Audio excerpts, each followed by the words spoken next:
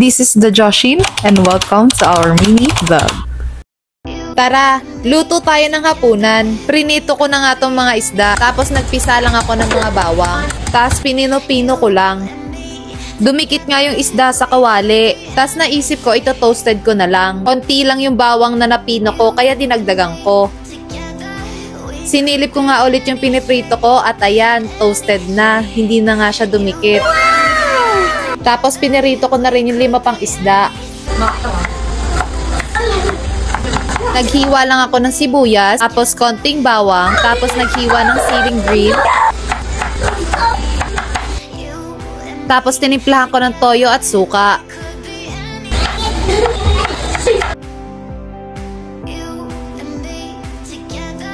Ito naman sa kabila, nagpino ako ng luya, nagpiga ng lemon, at nilagyan ko ng ginamos.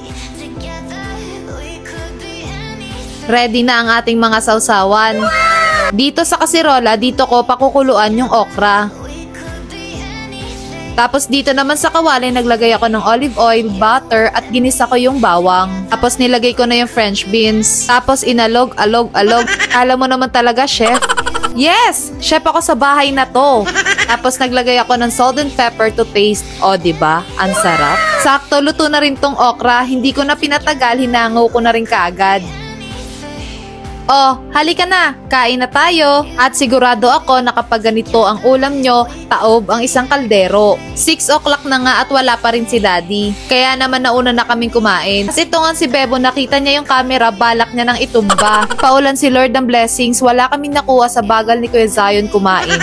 Kaya sinubuan ko na lang para mapabilis. Tapos naghugas na si Mama Claire, hinapbatan ko na rin yung mga tiyanak. Hindi pa nga tapos si Mama Claire maglinis sa lababo, kaya nagwalis na ako at nagmap.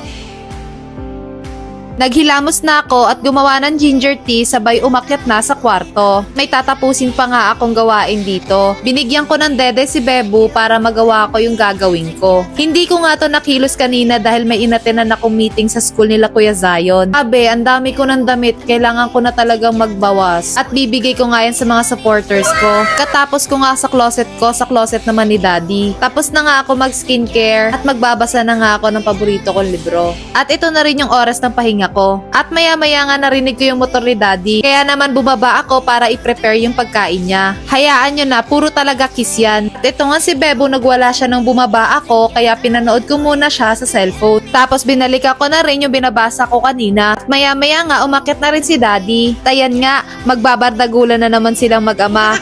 O siya, hanggang dito na lang. See you on our next vlog. Bye!